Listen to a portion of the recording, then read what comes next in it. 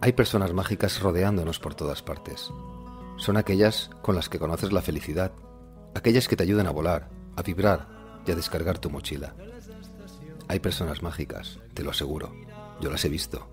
Se encuentran escondidas y camufladas por todas partes, por todos los rincones del planeta. Disfrazadas de gente normal, disimulan su especial forma de ser. Procuran comportarse como los demás. Pero yo ya los conozco. Yo ya las he visto. Hoy, tú vas a conocer a una. Bienvenidos a Gente con Magia, el podcast que te va a ayudar a ver la realidad desde otro punto de vista.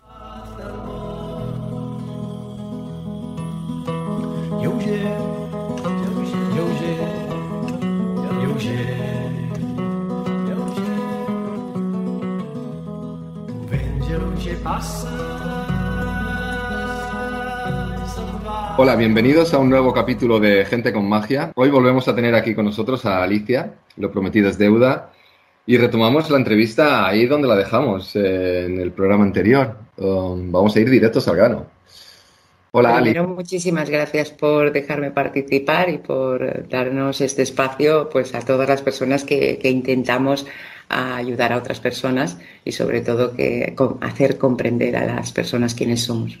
Muchísimas gracias por tu trabajo. Gracias a ti. Y vuelvo a pedir disculpas si en algún momento se corta la comunicación. Tenemos a Ali, no la tenemos en presencia, no la tenemos con un micro delante y la tengo a distancia y a veces pasa lo que pasa.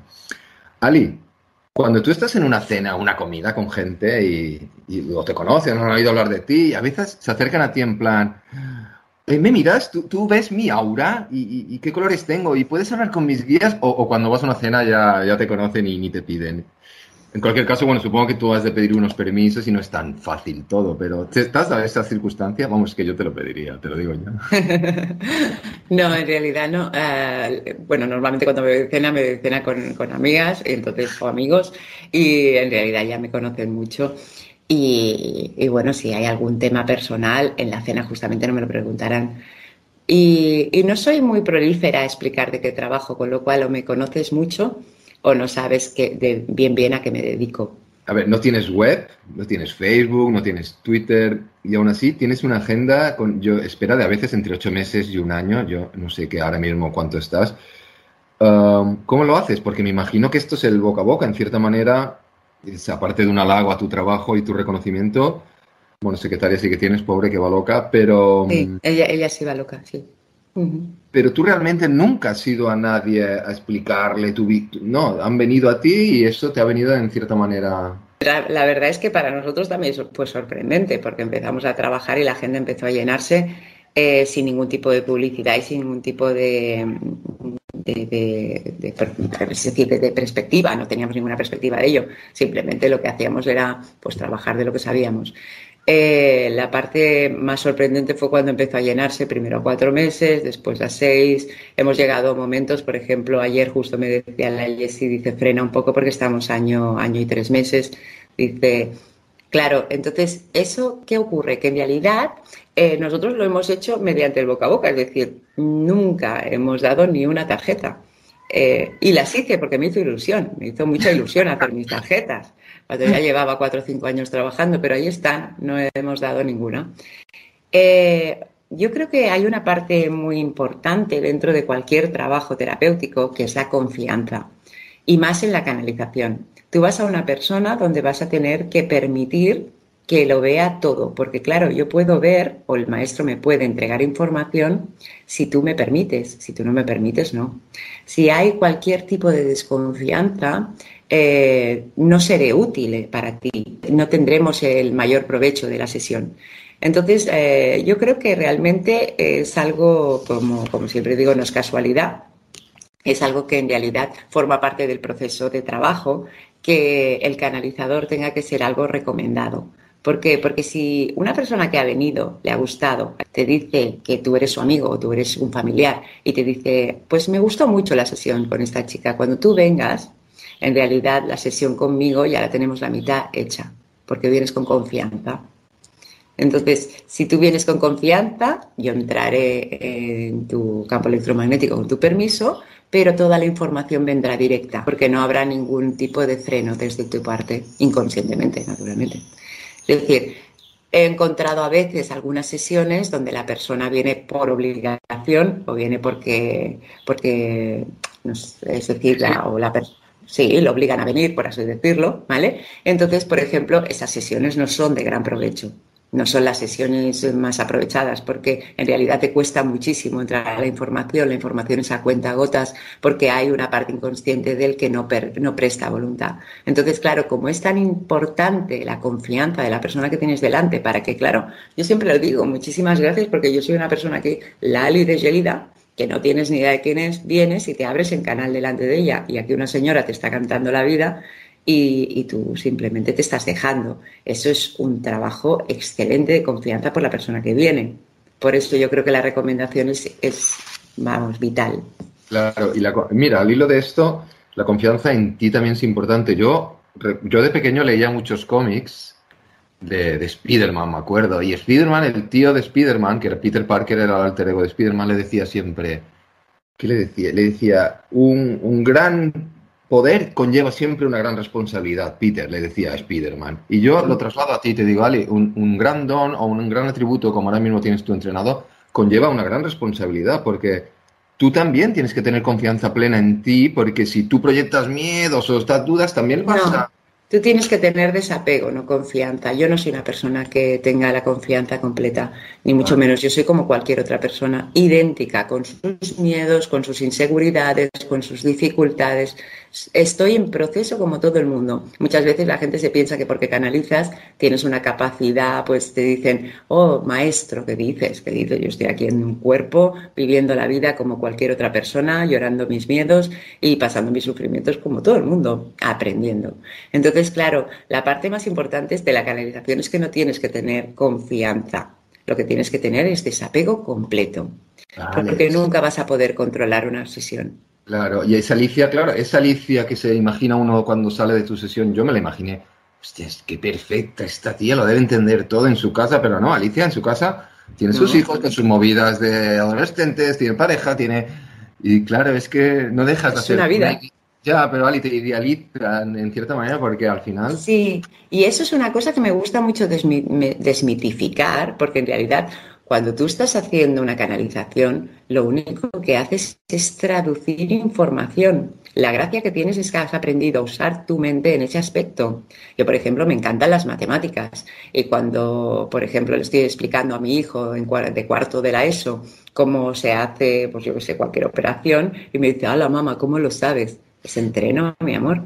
Pues esto es exactamente lo mismo, es entreno. Entonces, claro, todo el mundo puede entrenarse, no me canso de decirlo, porque al fin y al cabo todos tenemos la misma mente, el mismo cerebro, el mismo sentir, todos somos iguales, idénticos. Tus hijos deben decir también, joder, vaya madre que tengo. Pues la verdad es que no creo, ¿eh? Normalmente lo que dicen es que pesa la mamá, Qué pesado. qué Oye, cansina. y Ari, los maestros están en cierta manera ahí esperando que tú levantes la mano y pidas ayuda.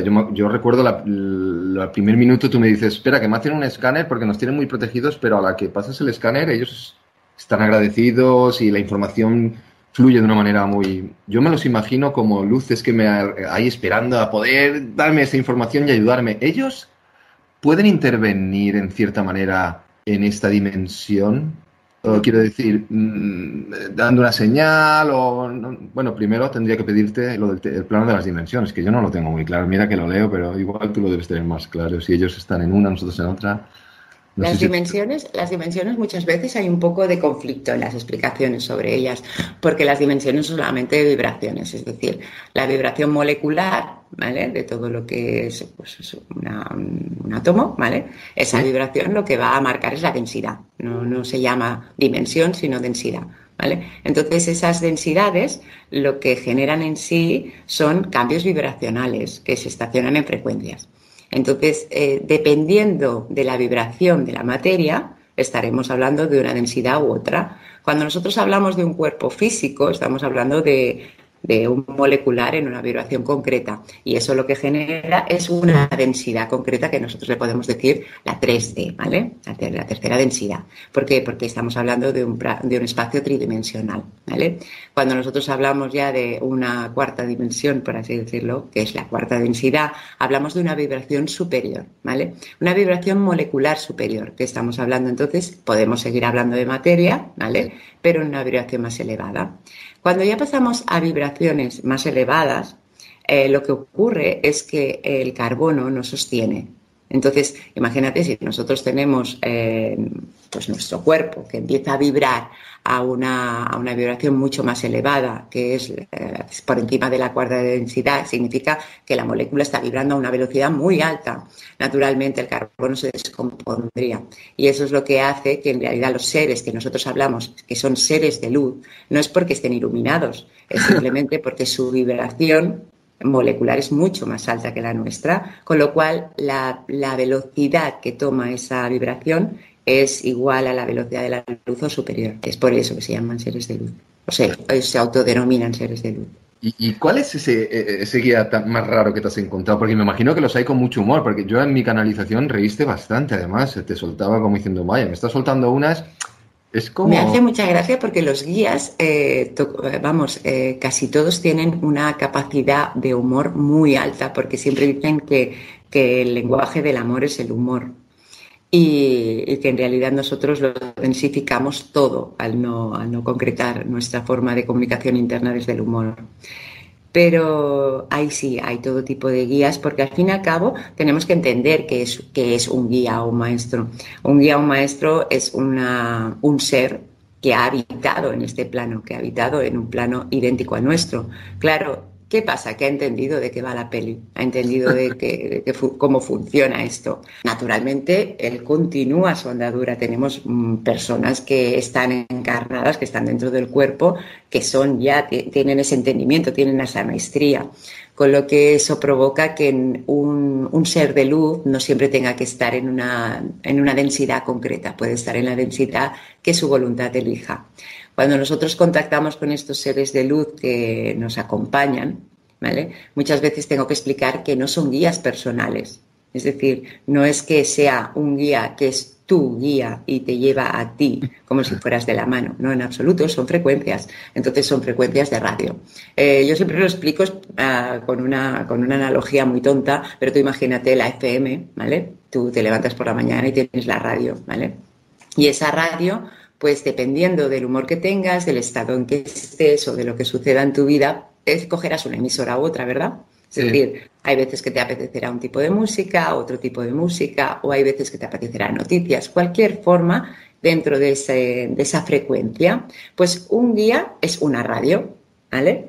Y la voluntad de nuestra vida, por así decirlo, la progresión que estamos llevando de forma subconsciente, es lo que hace que nosotros sintonicemos con esa radio. Y entiendo, pues, que no pueden intervenir en esta dimensión porque tampoco es su función intervenir, no te van a ayudar.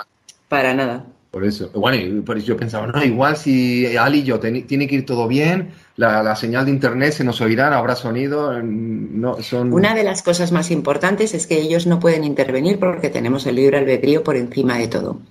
¿Qué ocurre? Imagínate que tú desde tu libre albedrío le dices a tu guía que intervenga. ¿Qué hace? Intervenir. Entonces tú puedes pedir. Siempre, siempre. Nosotros somos una unidad. ¿Qué significa? Cuando tú estás pidiendo, le estás pidiendo a tu yo superior, a tu interior, ¿vale? Que ese interior está interconectado al universo mediante esa focalización de radio, ¿vale? Entonces, naturalmente, ¿a quién le estás pidiendo? A ti, aparentemente, pero en realidad a todo lo que eres, que es el todo. Entonces, en ese momento es cuando las cosas suceden. Muchas veces aquí hay un poco de confusión porque, claro, nosotros tenemos una mente lineal, no lo olvidemos. Yeah. Y eso implica que haya como una especie de necesidad de creencia en la magia, pero en la magia que no surge de nosotros, sino que surge de forma externa. Y aquí los guías o maestros son muy contundentes, porque nos recuerdan en todo momento que nosotros somos el todo, con lo que si nosotros nos damos una señal, nos la damos nosotros mismos, nos la da el todo que contenemos. Entonces, no sacarnos autoría implica no perder la confianza o, sobre todo, la responsabilización frente a nuestra vida. Una de las claves más importantes del dolor humano o del sufrimiento es pensar que no tenemos autoría, no tenemos capacidad de generar nuestra vida, de generar nuestro proceso y, sobre todo, que nos exentemos de nuestra responsabilidad. En el mundo de las terapias holísticas, espirituales, energéticas, llámalo como quieras, Reiki, geomancia, canalización, registros acásicos, como todo hay que especializarse. Tú no puedes ir cogiendo un poco de todo, hace un poco de todo, creo, ¿eh? O tú, por ejemplo, tú estás capacitada, por ejemplo, para hacer geomancia, por decirte algo, limpieza de eso, de espacios y casas, de entidades o registros acásicos, o al final tú me dirás, Xavi, es que te estoy diciendo que todo es lo mismo o la canalización, no sé si me entiendes. Sí, y sí, volveré a decirte que todo es lo mismo, absolutamente, todos somos todo. ¿Qué ocurre? Que depende mucho de tus creencias, de tu camino de vida, de lo que realmente quieras experimentar. Naturalmente, eliges por ese tipo de experimentación subconsciente que te emite una onda que te lleva a tener mayor pasión hacia un camino, hacia otro, naturalmente. Es decir, hay personas que tienen, pues eso, una resonancia con la sanación muy alta y no es que sean, pues eso, sanadores por excelencia o que les toque ser sanadores o que su finalidad sea esa, sino que su pasión lo es. Entonces, esa forma de pasión lo que hace es que tenga una repercusión dentro de una experimentación necesaria para la persona. Claro, pero por ejemplo, los registros acásicos no deja de ser una lectura de esos registros que están a tu alrededor y que canalizas bien igual que tú, entiendo. Sí, son focos de información diferentes. Hay una parte que me gusta mucho explicar, que el registro acásico es una información preciosa, pero es una información álmica. ¿Qué significa? Es una información de registro de vivencia. Es decir, a diferencia de la canalización, que nos vamos directamente a la fuente. A la fuente, ¿qué pasa? Que la canalización es completamente distinta. No te habla de experimentación, te puede hablar de 4 trazos de tu vida, te puede explicar un poquito, pues con ejemplos de tu día a día para que tú confíes y te dejes ir, ¿vale? Pero en realidad lo que hace un maestro es abrirte tu plano mental. Es decir, pone tu plano mental encima de la mesa y te explica cómo funcionas. Además de cómo funcionas, en qué partes tienes resistencias o en qué partes te estás anulando. Pero esa es la información que recibimos por canal. Sin embargo, el registro acásico lo que recibes es la información experimental de digamos, de ese registro álmico. Vale. Siempre lo explico de una forma muy, muy básica. Tú imagínate el espíritu como esa parte del todo natural, ¿de acuerdo? Esa parte del todo, porque somos todo, ¿vale? Necesita un envase para poder bajar su frecuencia, ¿vale? Ese envase nosotros le podemos llamar alma, ¿vale? Es una cajita. Esa cajita lleva pues el registro, ¿vale? O la biblioteca de todas las experimentaciones, no solamente propias, sino universales y multidimensionales. Con lo cual, cuando entramos en registros acásicos, no entramos en esa luz del fondo de la cajita, sino que entramos en el registro de la cajita. Y es una herramienta, vamos, tan útil como la canalización en todo momento. ¿Dónde entra el yo soy? En realidad, la percepción del yo soy está muy marcada por lo que te decía de identificadores. Los identificadores no son propios, los identificadores vienen marcados sobre todo por la sucesión de creencias que vamos adoptando, ¿vale? Entonces, ese yo soy en realidad no existe como tal. En realidad, dentro del concepto del espíritu no existe, dentro del concepto del alma no existe. El conjunto, en realidad, que puede promulgarse en tu mente es aquello que ahora mismo, con el personaje o la identificación que tengas en estos momentos, en esta experimentación de vida, escoges desde esa luz y escoges desde ese alma. ¿Se entiende bien? Sí, perfectamente, Ali. Y yo me hago la pregunta, o sea, de oírte, bueno, malo, bajos astrales, vías, luz, oscuridad... Vamos siempre a la polaridad, al menos yo, me da esa sensación, pero que al final todo es uno, pero esa polaridad es como echarle la culpa a lo malvado, a lo malo, a lo bueno, no sé, es del ego realmente, ¿no? Totalmente. Aparte es la ausencia de responsabilización propia. Es decir, cualquier forma que sea ajena implica que yo pierdo el poder en mi vida, pierdo la capacidad en mi vida. Entonces, lo que pierdo sobre todo es el entendimiento de que todo lo genero yo. En el momento, por ejemplo, que me explicaron que lo que yo estaba viendo en el canal lo estaba traduciendo en mi mente, entendí perfectamente que era yo quien manipulaba la energía. Si yo solo creía en el amor, solo veía amor. Si yo creía en el miedo, veía miedo. Con lo cual resulta que no había nada fuera de mí, que todo estaba en mí. ¿De acuerdo? La polaridad lo que hace es que nosotros podamos experimentar mediante opuestos, ¿vale?, la resonancia interior. Es decir, nosotros estamos en un mundo dual, que es un mundo de supervivencia, simplemente para experimentar la energía en materia. Entonces, ¿qué ocurre? ¿Cómo vamos a experimentar la energía sin conceptos polares, de polaridad? Entonces, si yo no tengo un concepto de lo que es el frío, no puedo tener un concepto de lo que es el calor.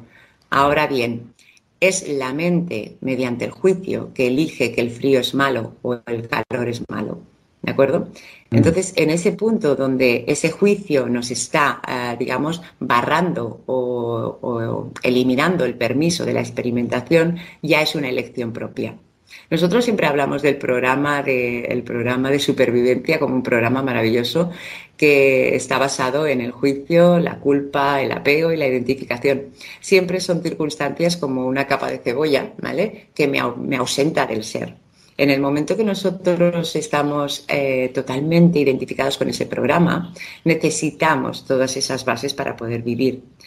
El programa es necesario porque naturalmente, gracias a ese programa, pues nuestro cuerpo sigue en vida.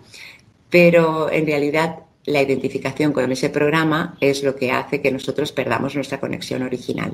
Ali, una cosa, a ver si yo es que tengo una empanada mental. Por ejemplo, tú cuando eras niña o veías una energía en bucle, digamos, como de miedo, tal, no sé si es que yo me he montado a pelis o nos llegan informaciones de pelis, pero tú puedes decirle a esas energías, vete a la luz, porque están como ahí enganchadas en una historia, o eso no es así, no es tan fácil como no, o dices, no, Xavi, no es mi trabajo, no, yo no estoy enviando a la luz aquí a almas que se han quedado enganchadas en una movida.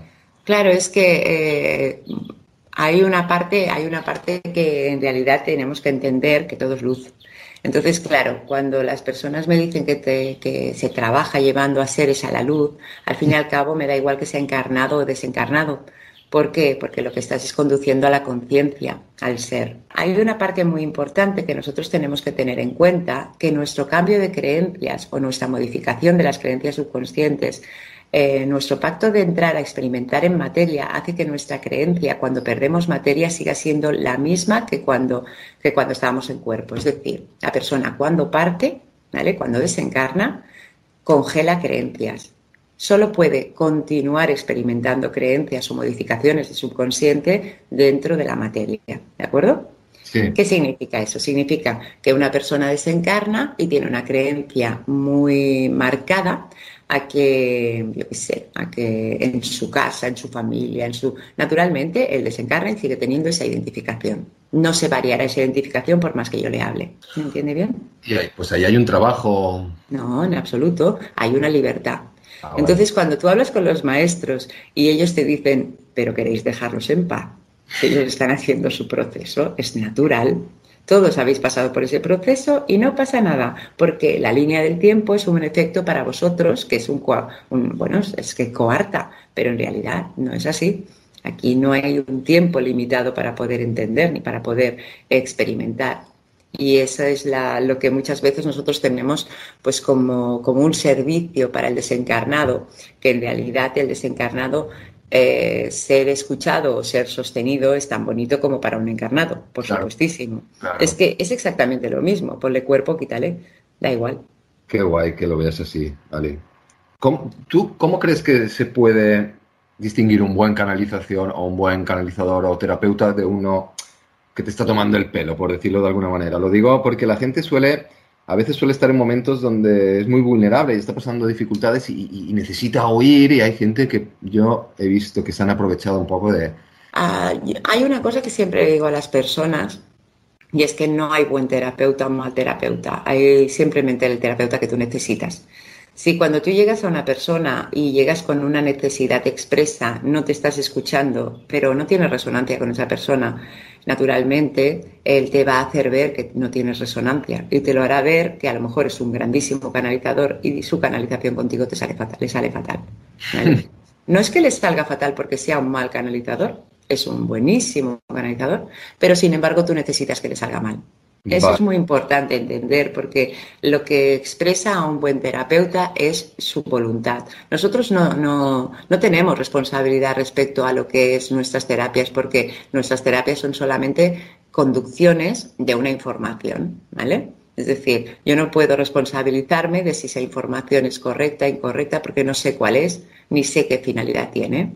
Lo único que tengo que trabajar es el desapego de que no me importe, pero que yo te ame. En el momento que yo esté con todo el corazón dentro de la persona, todo lo que estoy haciendo es para su propio bien. ¿Se entiende bien Sí, esto? sí, sí, perfectamente. Claro, eso es la única parte que el canalizador tiene que estar coherente. ¿Qué ocurre? Que todos somos humanos y muchas veces pues podemos encontrar un terapeuta pues que está trabajando por una fama o por un dinero. Es un aprendizaje para él, igual que para las personas que van a él. Entonces, yo no, hay una base que me deja siempre muy en paz, que los maestros nos han hecho meternos en vena, que es que no hay error en el universo. Nunca. Entonces es muy fácil, tú vas al terapeuta que vas porque tienes una finalidad o vas o te encuentras con una persona que te irrita o no te irrita con una finalidad. Entonces, esa forma de finalidad es entenderte a ti mismo siempre, en todo momento. ¿Por qué? Porque las emociones al fin y al cabo te van a expresar aquello que contienes. Esas emociones no son del otro, no te las promulga el otro, te las promulgas tú, porque las contienes tú. Hace tiempo que no le echas la culpa a nadie, tú, ¿no, Ali? Bastante. Escucha una cosa, a veces los maestros hacen referencia muy puntualmente a vidas pasadas. Te hablo de mi canalización, claro, ¿eh? Sí. Pero muy puntualmente y para explicar pues, situaciones o patrones del presente, de esta vida, Mm. que es lo que realmente les importa, claro. Pero ¿tú cuánto crees que influyen las vidas pasadas en el presente? Porque si te borran la memoria al encarnar, ¿por qué buscamos esa información? No, no sé yo solo con el Hay pregunto. una parte que nos explican los maestros que buscamos esa información de forma bucólica, es decir, de forma romántica, ¿vale? Entonces, ellos siempre están negando esa parte, ¿vale? Y hay maestros que te partes de risa porque te dicen, a ver, si tú miras la historia de la humanidad, nada bueno has vivido. Entonces, claro, no, y tienen razón. Pero la parte más importante es que desde dónde buscamos esa información. Cuando la buscamos desde un patrón, desde una forma de comportamiento que nos está afectando, naturalmente las vidas pasadas son muy importantes porque vamos a poner conciencia y la conciencia siempre es paz. Eh, Hice un curso que disfruté muchísimo con una terapeuta que se llama María Bernabé, que es la precursora de la técnica de Brian Weiss aquí en España. Y en este curso, claro, parecía que buscábamos todos ser Napoleón o Cleopatra. Y la señora nos explicaba con toda su buena fe que no, que esto no va de esto. El buscar en vidas pasadas solamente va de conciencia, solamente va de que entiendas el lugar y el espacio para que tu mente lo ordene y no te afecte en el presente. Sí, cuando me has dicho lo de que de una manera bucólica es que es una característica del ser humano, ese romanticismo bucólico, esa que al Pero final es... ese romanticismo, los maestros lo llaman el especialismo, que es muy peligroso, ¿eh? Sí, porque los Sí. maestros, por otra parte, ¿por qué crees que cambian esas palabras? Las cambian simplemente para rompernos estructuras mentales en Vale. todo momento. ¿Vale? A mí me hace mucha gracia verlos cómo funcionan, porque claro, después de observarlos mucho, pues entiendes más o menos a veces cómo funcionan, cómo van. Hay veces que la canalización lo que hacen es romper el esquema de la persona. La persona acaba destrozada llorando porque en una hora ha perdido el personaje completo. Claro, la canalización buscaba que esa persona se deshiciera de esa traba de personaje, porque a lo mejor esa grandeza interior no la estaba experimentando porque estaba alimentando un personaje que su mente creía que necesitaba. Entonces, ellos lo que hacen mediante esa forma verbal, ¿vale? Es siempre romper estructuras, siempre, de una manera suave, de una manera dura, Hay veces que son muy anárquicos, y hay veces, dependiendo mucho del maestro que entre o de la frecuencia que lleves en ese momento, claro está. Claro. Hay otros que son muy amorosos, otros que son súper, ¿cómo se dice esto? Protocolarios. Hay algunos que no te permiten hacer broma, no te permiten, yo soy muy mal hablada, no te permiten una palabra fuera de lugar. Es decir, entonces todo eso en realidad dependerá mucho de la frecuencia con la que contactes. Te diviertes, Ali. Yo me lo paso bomba. Creo que no se puede tener un trabajo mejor. Es que estoy, agradecida cada día. Y a veces no tienes esas sesiones surrealistas, bueno, surrealistas ya no sé si es la palabra, pero de que igual pues un familiar o un antepasado quiere dar una información para ayudar en el presente a la persona que está ahí y viene y el maestro también quiere hablar y estás ahí en una cosa esquizofrénica. No. Quien manda en la sesión es el guía. Nosotros nos entregamos. La sesión es suya. Es por eso que hacemos canalización. Si no, haríamos mediumnidad.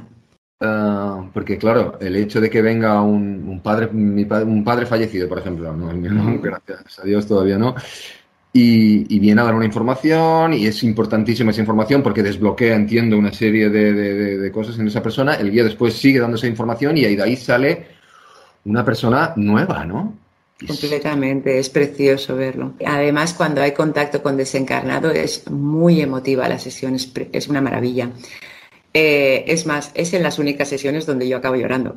Todas las sesiones cuando el guía nos permite que entre, porque siempre lo permite él en el momento que el guía considere que es oportuno y si considera que es oportuno.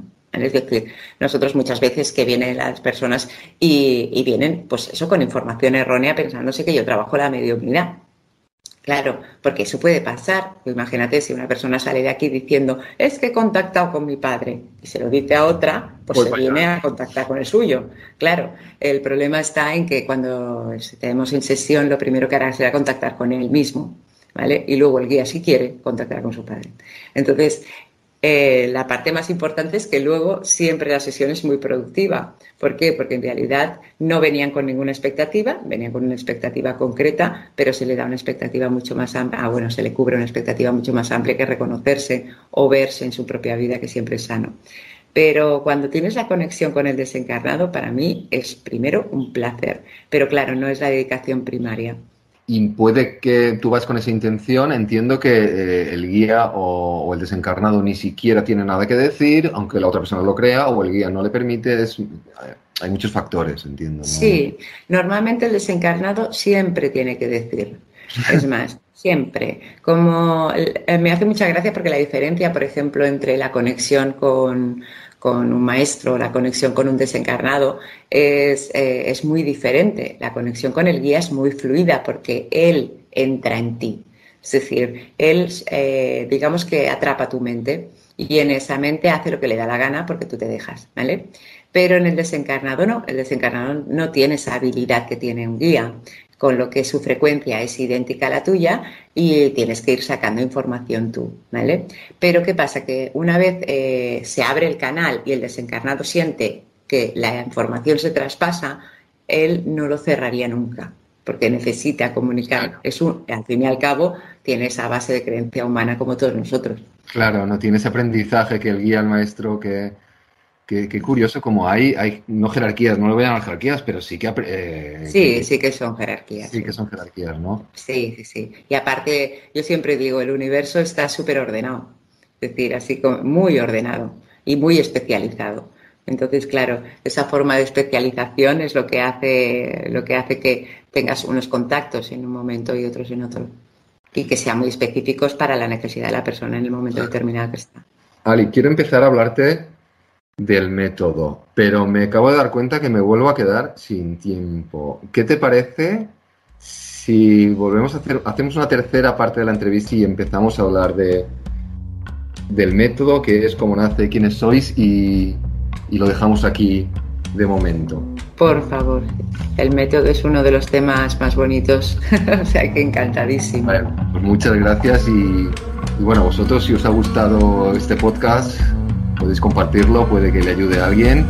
Y si queréis seguirnos y estar en contacto con nosotros, podéis seguirnos en nuestra web, genteconmagia.es, y en nuestras redes sociales.